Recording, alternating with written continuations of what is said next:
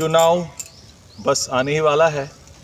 कुछ एक हफ्तों की देरी है, लेकिन चुनाव की सरगर्मी अब चारों तरफ दिखने लगी है। युवा इस लोकसभा चुनाव में, ये 18वीं लोकसभा, और इस लोकसभा चुनाव के ज़रिए जो सांसद बनेंगे, लोकसभा के सदस्य बनेंगे, वो दिल्ली में जाएंगे और दिल्ली की फिर सरकार बनेगी, नई सरकार बनेगी। वो आने वाला समय तय करेगा कि किनकी सरकार बनेगी। 10 सालों से चलती आ रही वो सरकार कायम रहेगी या कोई और सरकार बनेगी वैकल्पिक। हम बात कर रहे हैं एनडीए और इंडिया गठबंधन की। अब पूरे देश के अंदर में इसी तरीके से चुनाव हो रहा है। फिलवक्त हम सिंहभूम संसदीय क्षेत्र की बात करेंगे, क्योंकि इस वक्त चाईबासा में हम लोग हैं और यहाँ एक शिविर के ज़रिए लोगों से मिलना भी हुआ। ये युवा हमारे साथ हैं जो सिंहभूम संसदीय क्षेत्र से आते हैं। इनकी हम राय जानेंगे कि इस बार चुनाव में क्या होना चाहिए। तो सबसे पहले हम इनसे मिलते हैं, अपना परिचय देंगे आप। नमस्कार, मेरा नाम जामी हेम्ब्रम है। मैं पश्चिम सिंहभूम। आपका इलाका कौन सा पड़ता है, विधानसभा क्षेत्र? मेरा बंदगांव क्षेत्र बंदगांव पड़ता है। तो ये आप बताइए कि चुनाव जो आ रहा है, 13 मई को इलेक्शन है जी। वोटिंग होनी है, आप भी वोट देती हैं जी। इस बार क्या करने का विचार है? कैसा आपका सांसद हो? इस बार हमारा ये सोच है कि जिसको हमने पहले चुना था वो हमारे हिसाब से वो काम नहीं कर पाए, तो हम चाहेंगे कि इसमें बदलाव हो। आने वाले समय में बदलाव हो।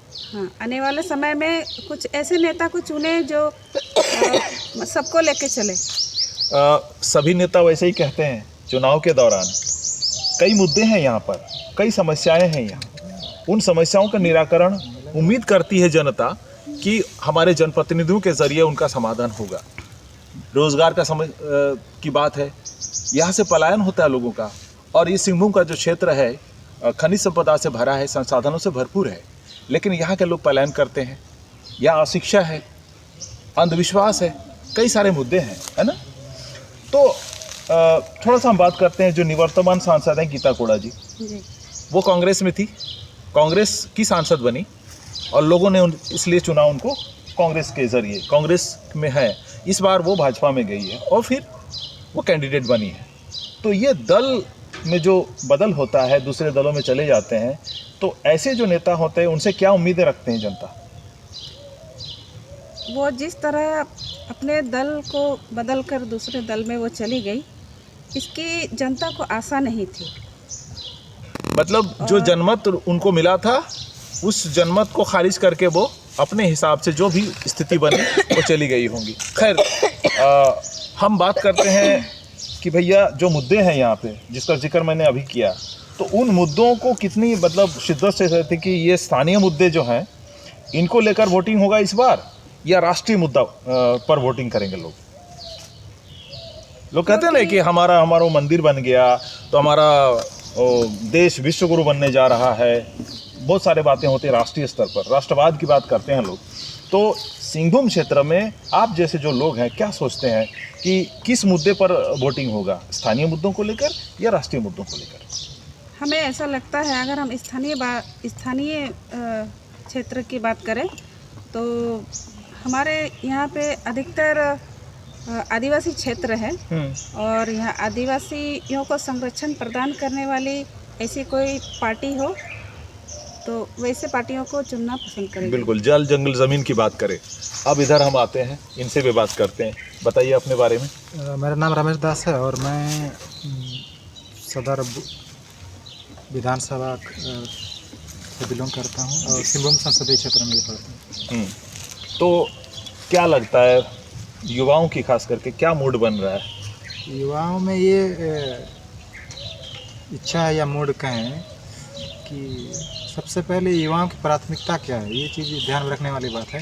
और प्राथमिकता में सबसे पहला जो मैटर है वो है बेरोजगारी। तो हमें ऐसा उम्मीदवार चाहिए जो रोजगार के क्षेत्र में कुछ काम करे, साथ ही जो लोकल समस्याएं हैं उनका, जो ज़्यादा बड़ी समस्या नहीं होती, छोटी मोटी होती है, उनका भी निराकरण कर सके। पार्टी किस पार्टी का या नहीं है, इससे मैटर नहीं करता, लेकिन कैंडिडेट जो है लोकप्रिय भी हो और काम करने वाला भी, ये तो होना ही चाहिए। कर्मठ होना चाहिए और ईमानदारी की भी उम्मीद की जाती है जनता से, ये नेताओं से, कैंडिडेट से, मगर वहीं पर होता है कि उम्मीदों पर पानी फिरता है। ईमानदारी जो है सबसे बड़ी पूंजी हम कहते हैं, और वही नहीं मिलता है नेताओं में। वो फिर आश्वासन देते हैं और वो आश्वासन कोरा साबित हो जाता है। चलिए आप बताइए, थोड़ी सी बात, अपनी बात कहें कि वोट देती हैं आप? जी, इससे पहले कितनी बार वोटिंग की? 2 बार। इस बार तीसरी बार होगी। जी चलिए, लोकसभा का चुनाव है, देश का भाग्य विधाता बनेगा, यहाँ का सांसद जो चुन के जाएगा, जी सरकार बनाने में हो सकता है योगदान हो या विपक्ष में बैठे जो भी करे, लेकिन इस बार क्या लग रहा है, बदलाव होगा या यूं जो पहले थी, गीता कोड़ा की बात कर रहे हैं जो कि पार्टी बदल ली है, तो क्या लग रहा है यहाँ? आपकी राय क्या, कैसा दिख रहा है इस बार चुनाव कैसे होगा? इस बार चुनाव मतलब थोड़ा बदलाव नज़र आ रहे हैं कैंडिडेट सबको देख के। इससे देखा जाए तो हमारे झारखंड से आदिवासी जाना पहचाना कैंडिडेट सब बहुत दिनों से हैं, और सबको देख के ऐसे लगता है कि इस बार का चुनाव बहुत अच्छी तरह से होगी। वोटर उम्मीद करते हैं कि स्वच्छ छवि वाला नेता हो, साफ सुथरी छवि वाला हो, जो ईमानदारी से जनता के लिए काम करे। ठीक है, यही राय बन रही युवाओं की खास करके।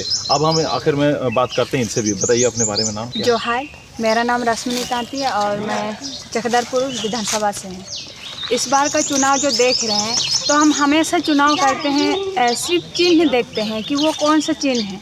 अगर तीर धनुष का रहता है तो बोलते हैं कि अपना क्षेत्र का है, चलो इसको देंगे। लेकिन हम कहना चाहेंगे कि चिन्ह को देख करके वोट नहीं देंगे, उम्मीदवार को देखें कि उसका जो समाज सेवी करता है, जो मैंने बहुत कठिनाई से आगे बढ़ते हुए आज यहाँ तक पहुँचे हैं, जो अनुभव हो, हर चीज़ के अनुभव हो, पूरा स्थानीय लोगों से, जैसे कि कुजू डैम की हो, देखिए स्थापित कितना होने जा रहा है, और उस बात को आगे तक पहुंचाने के लिए एक उम्मीदवार वैसे होना चाहिए जो कि आगे बात को रख सके, ना ही कि सच्चाई के साथ। हाँ, सच्चाई के साथ हो और जनता के साथ धोखा न हो, दगाबाजी न हो। जो आपने वादा किया था वो वादा आप निभाएं। चलिए, इसी तरह से जनता का जो मूड क्या बन रहा है इस लोकसभा इलेक्शन में, अलग अलग क्षेत्रों से लोगों की राय लेंगे। तब तक के लिए जोहार।